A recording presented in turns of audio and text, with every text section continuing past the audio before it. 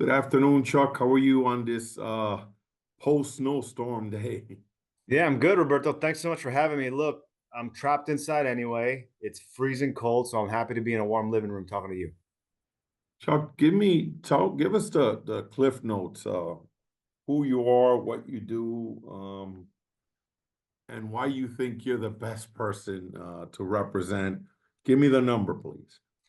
Look, here's the Cliff No, Notes. the congressional district. Remind me what the number is. Oh, okay, yeah, I'm running It's in the CD 6th district, New York 6th CD district. That's six. like the Got it. beating heart of immigrant Queens. You got everything from Woodside, Elmhurst, Corona, Regal Park, Forest Hills, downtown Flushing, chunks of Bayside, Fresh Meadows, Oakland Gardens.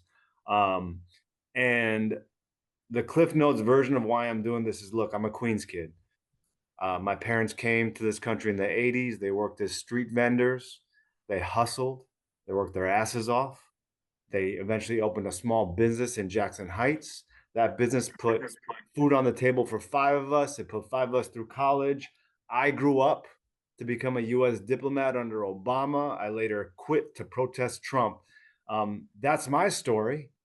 But guess what, Roberto? I bet that's close to your story too. That's the story of every single person in Queens, in this city. You come here, or your parents or your grandparents came here with nothing. You work hard, maybe you have some faith, and you build your family, you build your business, you build a community. And that's what built this entire city. And the reason I'm running is that story, our story, is under attack in like a very literal way. You know, every kid disappeared by ICE, every mom grabbed off a street, every dad grabbed out of the back of a kitchen or a Home Depot parking lot, man. That's one of our stories being erased before our eyes. And so I think we need people who are going to fight back. It's not about a letter or a tweet statement. It's about fighting back and fighting in every single way possible. Marching, mutual aid, voting no on this stupid DHS ICE budget that's supposed to increase their funding. We got to fight back in every single way available to us, and especially our leaders who have certain levers of power. And so that's why I'm running. You know, if our leaders were meeting this moment, I wouldn't be running for the seat. Chuck, what was your most recent job? Like literally before you took a leave or you, I don't know what you did, but what Yeah, was your most recent? my most recent job, I worked at the New York City Economic Development Corporation. It's this city agency basically that does economic development. It manages the New York City's like property holdings across the entire five boroughs. What did you do at EDC? I was vice president for public affairs, so a lot of it was telling the story of our agency's work. Now that's a For story Queens or for citywide? was that Queens or citywide? citywide. So that goes for, you know, everything from what's going on in Willits Point. I'm not sure if you're paying attention. Not the I am. casino chunk, because I think that's I a am. horrible idea for Housing, Queens. housing. Yeah. But yeah, the other side, that's going to be 100% affordable housing, 2,500 units. We're talking about two bedrooms that start at like $1,500 a month. You know, so truly affordable for working people, um, alongside jobs and a new school and new streets and new sewage. So that's a great project that I worked on in terms of telling the story of that project. I was in public affairs. There's also other things, big and small, that the New York City Economic Development Corporation does. One great example is, look, there's all these public markets. You know, you got this mayor who spoke a lot about bringing the cost of groceries down, government-run groceries. Yeah. Our agency was already doing that, and I think they'd be happy to expand it. Fresh, yeah. The Fresh program, I'm familiar with it. Fresh program. Yeah, Fresh program. That's exactly right. Yeah. The more market, Arthur Avenue Market, Moore Street, Essex. You know exactly what you're talking about. And those go back to, people don't know, that goes back to Mayor LaGuardia, who stood those up. And guess what? It was very similar to what's happening today. Back then, when it was Mayor LaGuardia, there were tons of street peddlers, push cart vendors. They wanted a safe space to operate. The city didn't want chaos on sidewalks and streets. And so he came up with this ingenious solution, which was, let's take this public space indoors. Let's set up stalls. Let's have a system for permitting and renting, but make it affordable for your normal vendor to have a space and sell their products to a clientele that clearly demanded those products, and that's the origin story for those public markets. They still exist today, and they're operated by the New York City Economic Development Corporation. So that was my last job. I was there for a little over a year. Good. Chuck, what are you seeking the DSA endorsement? I'm not, and for one big reason, I'm not a member of the Queens DSA. I'm not a member of the New York City DSA. All that said, I believe that there is policy alignment, let's call it, especially what we saw with now Mayor Mamdani, but candidate Mamdani's positions. DSA was fighting hard on affordability. They identified the problem. It's affordability. Working families are being squeezed out of the city. And so in terms of the things that I want to fight for in my campaign, look, universal childcare, get rid of these premiums and copays and deductibles and increase in prescription drug prices. We should have single payer universal health care. That's what I want to fight for. And I think DSA believes in that. Things like universal childcare, we have 3K, 4K. Let's take care of younger kids. And by the way, let's also expand such programs across the country. We can afford it. So things like that, fighting for affordability for working families, whether it's New York City or across the country. I believe there's policy alignment with the Democratic Socialists of America. But no, I myself am not a member, and so I'm not seeking their endorsement. Chuck, I have a question. Some may make the argument that Congressmember Meng, who has been in office a good amount of time, served in the state assembly prior. I don't know what, let's say hypothetically, you win a congressional seat. I don't know what vote you'll take that she didn't take, vice versa, right? Some may make the argument that you are actually helping Trump. In other words, if you're running against another Democrat, that Democrat, when it comes to really, the only avenue to opposition to Trump is Congress, right? If the Dems don't take Congress, then, right, it makes life, it's already making life extremely difficult. The fact that he, right, runs, Republicans have the majority in the Senate and the Congress, right?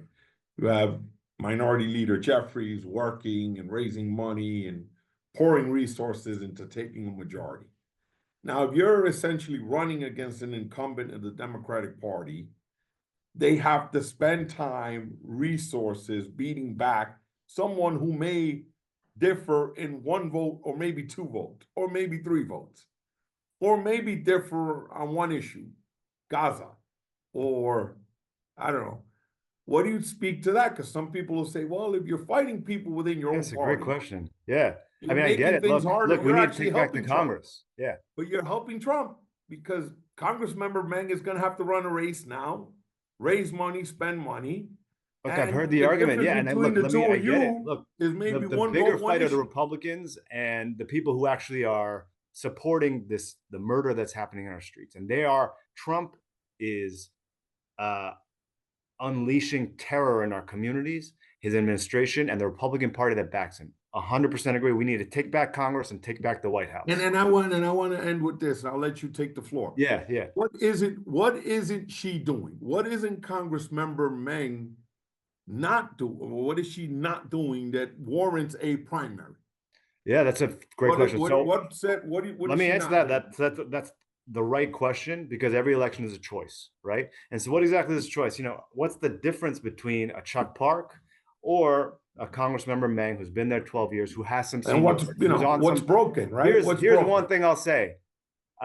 In June of 2025, when these raids were beginning in New York City, in LA, in Chicago, Congressmember Meng signed on to a resolution that expressed gratitude to ICE for protecting our homeland and called for more state and local law enforcement coordination with ICE. This is a resolution that was from June 2025. Don't take my word for it. Look it up. And I know why she signed it. Here's why she signed it. There was a horrific attack against a synagogue in Boulder, a firebombing. And there were two resolutions introduced right after that anti-Semitic firebombing. One resolution, I'll call a clean resolution, denounced anti-Semitism, denounced the attacks, and called for the safety and protection of all Jewish people in this country. That was a good, strong resolution that I absolutely support. There's a second resolution introduced by Republicans that said, hey, yeah, this anti-Semitic thing happened. But by the way, thank you, ICE. Thank you, ICE. Keep coming into our communities. We need to work with ICE, ICE, ICE, ICE. And guess what? Congressmember Mann signed on to that second resolution. Even Jewish Democratic members of Congress did not sign on to that second resolution. Dan Goldman saw that second resolution and said, hey, I'm a Jewish Democratic member of Congress. I will not sign that because it has naked, blatant language that's calling for ICE cooperation or cooperation with ICE. And that is unacceptable to me as a representative from New York City. Representative Meng signed on to that resolution. I don't know why she did, but I believe it is fundamentally disqualifying that if you are a representative for the beating heart of immigrant New York City, which in fact is the beating heart of immigrant America, that you are signing on to a document, a legal document that calls for more cooperation with these people who are beating us, tasing us, pepper spraying us, and literally shooting our people in the streets. So I think that is one thing that disqualifies her. And broadly than that, more broadly than one vote on one resolution, I believe that it's not enough to just be a Democrat. I don't believe just having a D next to your name makes you the builder and the fighter that we need for working families. I believe that once upon a time, the Democratic Party was a party of builders and fighters. I'm going back 100 years to FDR and the New Deal. We're talking about LBJ and Great Society. It was Democrats that created Social Security, Medicare, Medicaid, the Affordable Care Act. We fought for civil rights, voting rights, immigrant rights, the right to choose, the right to marry who we want, the right to be who we are. I believe that we gave up the fight in 2010. The last expansion of our last major expansion of our social safety net was the Affordable Care Act under President Obama. You know this well, Roberto. And that same year in 2010, the Supreme Court ruled on Citizens United. They said that corporations are people, and that unleashed a flood of corporate money into our political system. I believe there is a straight line between 2010, the unleashing of corporate money, to 2026, and our inability over the last 16 years to advance this life of basic dignity, to expand our social safety net in this country. And that's not just Republicans who aren't fighting to expand that social safety net and that life of basic dignity. It's establishment Democrats. It's people like my opponent who have taken that corporate money. Again, don't take my word for it. Everyone can Google the donor list. You'll see on there Pfizer, Bristol Myers, the big pharmaceutical companies that don't want single payer universal healthcare. You'll see on there the American Hospital Corporation, the service providers, the hospital corporations that don't want universal healthcare. You'll also see on that donor list Con Edison. You'll see on that donor list Raytheon and Lockheed Martin, the weapons makers who don't want an end to endless wars. And so I believe that in 2010, that unleashing of this unlimited corporate money and corporate, that contribution, those contributions infiltrating all aspects of our politics have prevented progress in what used to be the Democrats' primary fight, which was to build a life of basic dignity for everyone in this country. And I think that my opponent is part of the establishment that is fundamentally bought. I have a question for you. How about good old-fashioned dialogue? Prior to you running, did you approach Congressmember Meng, who I've found to be reasonable? And I know her, I mean, I've never had, at least personally. My question to you is, have you ever tried to have this conversation with her? Prior to you running, right? Did you say, let me reach out to my representative and ask or voice this concern I have with this resolution, with corporate donors, et cetera, et cetera? Did you ever try to have a sit down with her or communicate your sort of displeasure with her? Yeah. So let me say, first of all, when she won in 2012, that was a high watermark for Asian American political power and our representation. It was a powerful moment. for our community in New York, because at that moment, she was the first Asian American elected to Congress from our state, even though Asian immigrants have been here for more than a century, 150 years. And so that was a breaking of a bamboo ceiling for us. It was a proud moment for so many of us. And I've canvassed for Congresswoman. I've met her on the street at poll sites. So I have met with her. And in terms of meeting this moment, she's now been in that office for 12, going on 13 years. In terms of meeting this moment we're in, and look, let's not mince words. These aren't normal times. These aren't times for a nice, reasonable person to be writing letters. These are times to be marching. These are times to be protesting. These are times to be fighting back in every way that is available to each of us. And that's different for each of us, but it's a moment to fight. I do not believe that my opponent is meeting this moment. I don't believe she has the fight in her.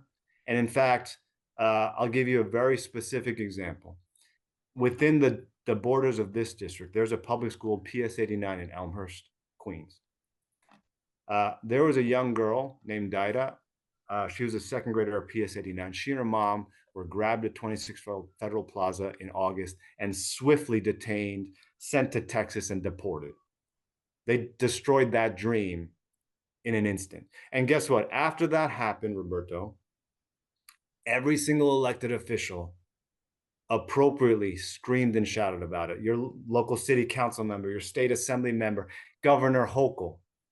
AOC led a letter demanding answers on where is this child, Daida, and where is her mother? What are we doing? Why are we terrorizing residents of Queens? To this day, there is one elected leader who has not said a word that I have seen about this case of this little girl, and that is the actual Congress member that represents that school. I believe that shows a basic, she's out of touch with what's happening in the streets. I don't know if she feels this as personally as you and I do. This is not normal times for nice, reasonable people, as you described her. These are times for people who are going to stand up and stand up forcefully. I believe that's the energy. And it's not just people who want to stand up and fight, man. You know this, and I know this. I do drop off at my school, and there are parents who are scared. They're scared to walk the 5 blocks to drop off their kid at their school because they're afraid someone's going to snatch them. They're afraid to go to their job as a house cleaner or as a cashier or as whatever it is. They're really scared, and they need to know that their leaders are standing with them. And I think that it has been disqualifying how little and how quiet my opponent has been on the issue of this terror that has been unleashed in our communities. And it's changing. I think she has since all of a sudden been saying more in the last few days and weeks. But I think it's been documented where she stands on this issue. But even she, I guess, sees polls and responds to thousands of calls I'm sure that she has received. Chuck, but in that vein, right? He has 12 years in Congress. My understanding, she was vice chair of the DNC or the Democratic Party. That's a lot of seniority. Yeah. A lot of experience. You come in, hypothetically, let's say you won. You come in as, I don't want to minimize the importance of winning a congressional seat. You come in as a backbencher. No seniority, right? You have to figure out how the halls of Congress work. Hey, let me turn this around. What has that seniority gotten you? Can you name a major legislative or capital achievement that has unlocked for our communities? I know, Chuck, but let's be real. It also, you have to work within a body. We've heard Green New Deal. We've heard a lot of things come out and a lot of ideas that die on the vine because you have to work in consensus. Right? It's just the reality. I don't care how many votes you get locally, you could win by 80, 90%, never. And until you're up in the ranks or you have a relevant committee in a majority, you have to be a team player. It's just the way it works, right? And everyone. So my question to you is, again, going back to how is this helpful for the larger party and to beat back Trump thing when this guy is out of his mind. I mean, Greenland, and every day it gets worse. I agree. Every day it does get worse. So let me double down on that. I'll co-sign. It's every day I wake Go ahead. up I terrified want to hear this. What this is? I want to hear what Yeah, the I mean, look, I'll be honest. rationale and Yeah, the I agree. justification. She's acquired some seniority. She's on the appropriations committee, and my first question will be to throw right back at you. With that power, with a title, what does that title mean if you're not delivering for your actual people, delivering for the working families of Queens? What does the title mean? What does it mean to be have seniority in the Democratic caucus if you're not delivering for actual people? I don't care what title you got. If you're a backbencher or the chair of the appropriations committee, that means nothing to me. If families are struggling to pay the bills, if your grocery prices and your pharmaceutical, your medication prices are going up, and like they're literally disappearing us and shooting us, what does it mean to have a title? And you say that you got to work in a box. And I agree. There's a lot of coalition building that happens and a lot of working with people who are in very different political situations, who are still Democrats, who share some basic values, but maybe they're in West Virginia. Maybe they're in the Midwest and their constituencies have different views on different issues. What I'll say is this: that box is not the only place that you have to play. And in fact, I think it's less important to be in that box and work behind those closed doors than to be outside mobilizing real life human beings in the real world. And the most recent, last 3 days, 2 days are the best example of this. Up until last week, Senate Democratic leadership and House Democratic leadership could not be caught dead talking about ICE funding, DHS funding. The word abolition and abolish ICE would never be seen in any of their tweets or letters or statements. And just in the span of less than 1 week, with what we have seen from Liam Ramos, the 5-year-old, to the murder of this hero, Alex Preddy, this VA nurse, we have seen the power of normal human beings unleashed to bring incredible pressure on both Democrats and Republicans. And so now all of a sudden you have a Senate minority leader being willing to vote no and instructing his caucus to vote no. You have a House minority leader willing to vote no and allowing his members to vote their conscience on those bills. That wasn't possible a week ago. And guess what? It didn't become possible because they had some meeting between senior Dems within the closed doors of a caucus. That happened because normal people are fed up. They're angry. They want people who are going to act, who are going to do things. And so those people, normal people like you and me, wrote emails, we called again, we marched in the streets. That's what moved leadership on a huge policy issue. This is billions of dollars for this agency that's terrorizing us, right? This isn't a performative thing. It actually changed the mobilization of billions and will cause, potentially a noble fight in shutting down the government to beat back this agency. So that's an example I'll give you where to answer your question, that it's not about a title, vice chair of this, member of that committee, if you're not delivering. And in fact, more than being within the caucus and having these conversations behind closed doors, yes, I agree that's important. But more than that, what's important is channeling the energy of the people, real life people, man, who want to fight, who want. Were you in Minneapolis? Were you in Minneapolis? Did you go to Minneapolis for march protest? I have not gone to Minneapolis, but I've been to Union Square. I've been to Forest Hills. I've been in mutual aid doing food pantries in Elmhurst, back-to-back weekends. I'm pulling weeds in Casena Park with Casena Energy. Shout out to Casena Synergy. Shout out to Leona Chin there. I'm in whistle packing kits in 10 different church basements. So I'm fighting every way I can. How much money have you raised? Let's talk about the apparatus. Well, I want to finish that. I mean, I want to, on that same exact point, I have seen my opponent at zero of those things. I don't think I've seen her at a single rally, a single protest, a candlelight vigil. I hope she shows up. I hope she does. I haven't seen her at a single mutual aid food pantry or handing out whistles. And so I hope using the power that she still has and the platform that she still has, that she will show up and fight for us. You just asked another question, which is about, sorry, you were asking fundraising totals? Yeah, how much money have you raised? Because this is you're 12, 13-year incumbent. You need resources. It Yeah, doesn't, totally.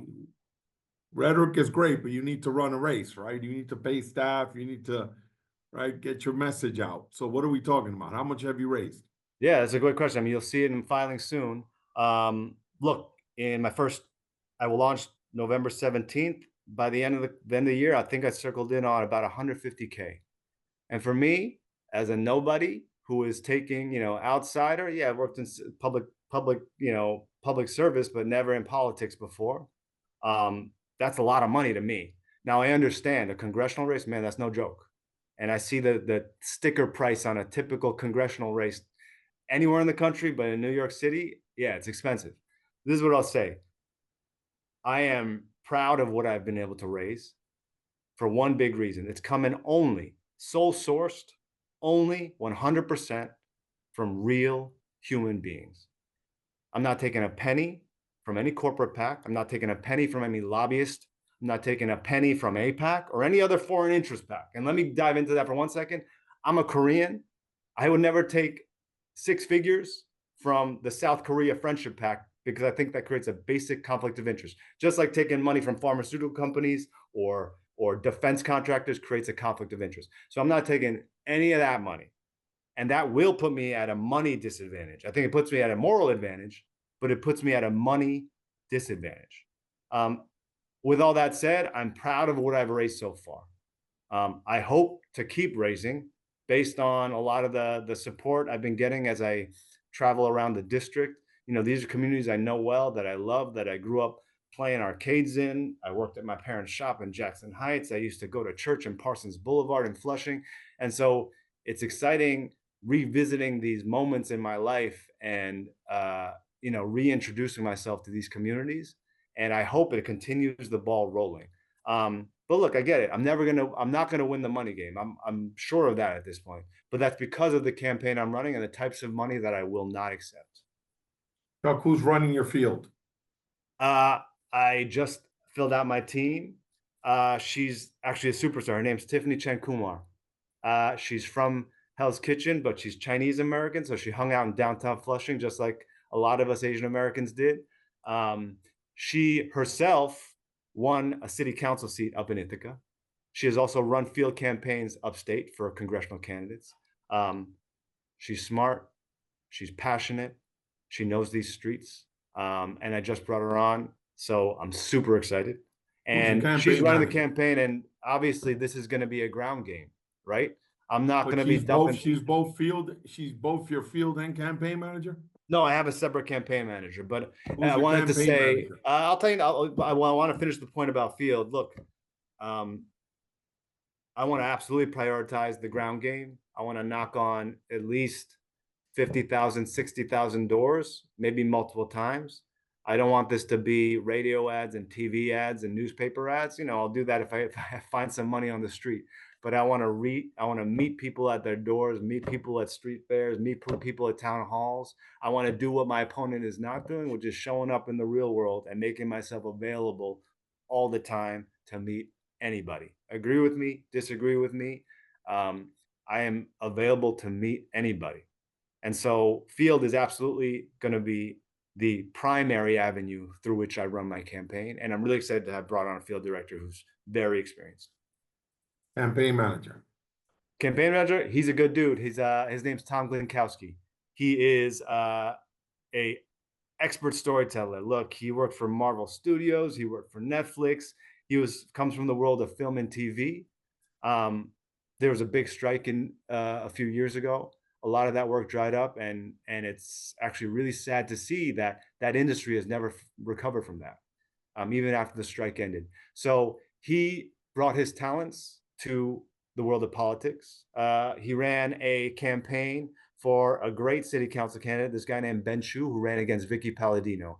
Now, I'm not sure if you know those names. Vicky Palladino is notorious.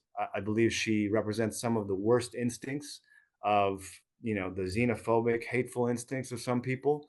But he ran against her. He ran a tough race. against an incumbent city council member, ran a good race, ultimately didn't turn out the way he wanted. But that's what Tom did. And he's my campaign manager. Any other consultants you have on board? I am bringing on real life human beings. I know there's an entire I'll call it political consulting industrial complex in New York, but across the country.